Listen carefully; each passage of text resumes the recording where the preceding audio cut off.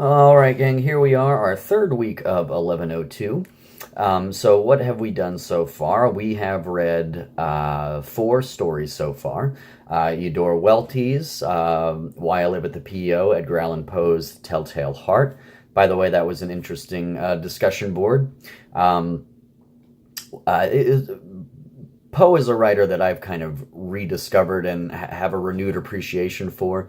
We tend to pass off Edgar Allan Poe as too elementary or too mainstream or whatever, but his stories, his essays, and his poetry are really fantastic. And macabre and gruesome and really kind of give insight into the kind of psychosis that is lurking in the back of all of us as human beings. We all have this kind of shadow self that resides within us. And Poe exemplifies that idea pretty perfectly. So reading The Telltale Heart for this class, I hadn't read it in a while. Rereading it, you really do it really does pull you in this kind of atmosphere, this lurid atmosphere, and the heart, the beating of the heart always kind of grossed me out.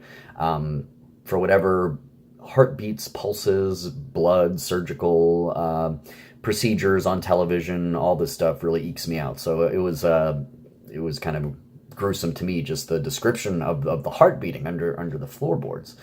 So I enjoyed some of those responses there on that discussion board. So we read those two stories.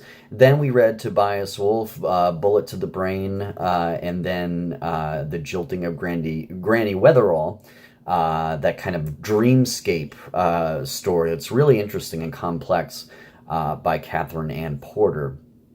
And now, this week, we have a story, but this is the story for your first brief literary analysis essay, okay? All the specs, the specifications, the parameters for the essay are on the announcement for the week in Blackboard. So it should be about 2 to 3 pages. It should have an introduction with the thesis statement as the last sentence of the introduction, 2 to 3 body paragraphs, a conclusion. You are expected to quote, cite from the story itself. So of course we need to see in-text parenthetical citations and an accompanying works cited page, all conforming to MLA specifications there. So that's the structure and format. As far as the content, that is you guys looking at the story. It's a very short story, but it's kind of complex. You don't really know. It's hard to find firm footing in terms of what's going on in this story. Who's talking to whom? What is the setting? Who are the characters? What is the tone? What is the theme? These are all concepts we're talking about in 1102.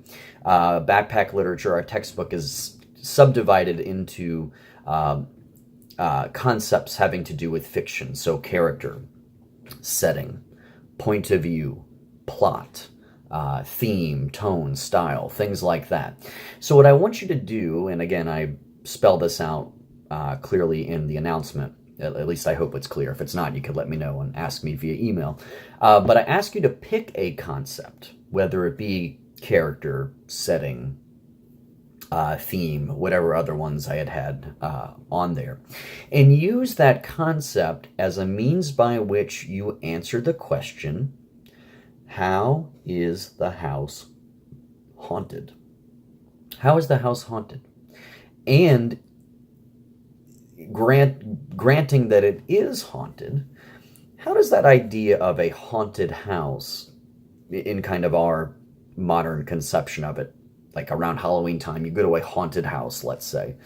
How is it different in what you're thinking conventional haunted house? How is the story playing with the idea of haunted house differently? Okay, so for example, is this haunted house in Virginia Woolf's story a house full of ghouls and goblins and blood and guts and spider webs and monsters poking out and scaring us, jump scares, etc., etc.? Is it that kind of haunted house? No? Yes? So what does that do to our understanding of the word haunted and the phrase haunted house? What do we mean when something's haunted? Okay, for example. So I want us to kind of explore that idea of The way in which the house is haunted, if we're granting that it indeed is, it's the title of the story after all. So how do we answer the question? Do we answer it in terms of character, in terms of setting, in terms of theme, in terms of plot, point of view? So you have to pick one of the concepts and use that concept as a vehicle for answering the question, how is the house haunted? Okay? And then the specifications I already talked about before explaining the content of the essay here. So this is our first literary analysis essay, our first brief essay. Okay, there will be another one in a couple of weeks when we get to some poetry. It's going to be an Edgar Allan Poe poem, Annabel Lee. Okay, so if you want to read that and get kind of primed for that, that's fine. But what I've also dropped into the announcement this week is a link that leads you to Christopher Marlowe's play, The Tragical History of Dr. Faustus. Remember, our final essay in this class is devoted to the excerpt from the play in our backpack literature book. I believe it's Act 2, Scene 1, or Act 1, Scene 2. I don't recall offhand right now. But that is in our backpack literature book, okay? And that is going to be your focus for your final essay. I'm going to pose the research question and all of that stuff in a couple of weeks.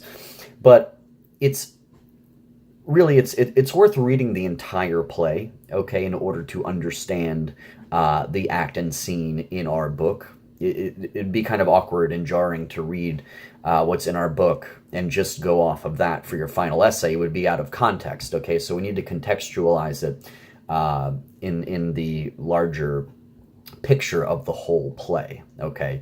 So you should read the play. I've given you the link from Project Gutenberg, and once you get there, all you need to click is read HTML copy, okay? And that is a way to read the play. In miniature, I will just tell you the play basically is about one man's quest for ultimate power. Omniscience, omnipotence, okay? Basically a desire to be God, in a sense, and he makes a pact with a devil, Mephistopheles, who is kind of like an emissary for Satan, the devil himself, okay? So we have this phrase today, a Faustian bargain, okay? If you make a Faustian bargain, let's say, maybe you cheat on a test in order to achieve some higher goal. Okay, we might be able to look at this recent scandal going on in the news where these really high profile sort of celebrity types, they paid test takers money to take the standardized test for their kids in order for their kids to get into elite colleges, okay? You could say that the parents, and maybe the kids too might have been complicit in this, made a Faustian bargain, okay? Sacrificed their souls, you could say, in order to achieve greatness, okay? So making a Faustian bargain is immoral, it's bad, and it corrupts you, okay, and turns your soul to ash, let's say, okay? So it might be attractive to get ultimate power, right? But what happens when you get ultimate power? Okay, let's look at some examples.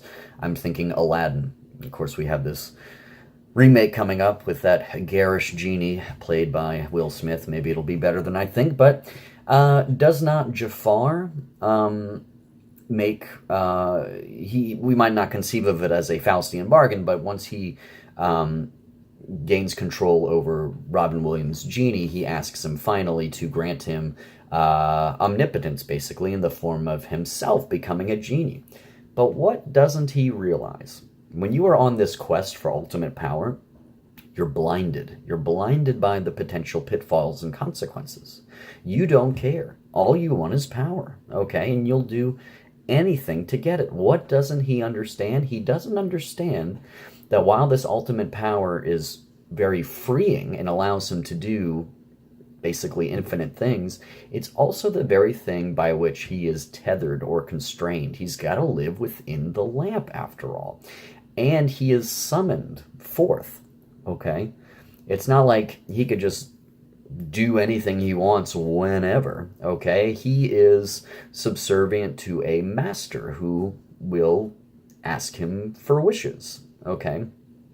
So he is a master and a slave at the same time. When you are at that plane of ultimate power, you're not really master. You are also enslaved as well by that power. Okay. So all that is to say, read the play. It is a kind of a poetic play in kind of a verse format. In sort of in the same vein as a Shakespearean play. Christopher Marlowe is a contemporaneous writer with William Shakespeare. In fact, it's often said that Shakespeare, we have this kind of conspiracy theory that Shakespeare didn't write his plays. He got his plays from somewhere else, okay? Someone else wrote them. Well, it's often said that Christopher Marlowe was the one who wrote the plays, okay?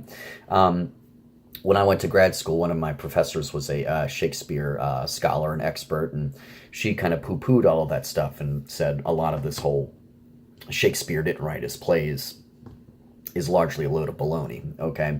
But it is still kind of a juicy, intriguing story to consider all the same. So with that, guys, I will leave you to it this week. Your paper on the Virginia Woolf story. Start reading the Christopher Marlowe play, Dr. Faustus, paying special attention to the excerpt that is in our book. Okay, so guys, that is all I have for us this week. Have a great third week of our 1102 class. 1101, all of the bonus blog points have been added. I think it only made a difference in one person's overall grade. This person jumped from a B to an A thanks to the bonus points added on his final essay. But everybody else just basically got better A's or better B's. One person, though, actually jumped from a B to an A thanks to those blog participation points. Blog is suspended this week. It'll come back next week. All right, folks, that's enough. See you later. Have a great week. Bye.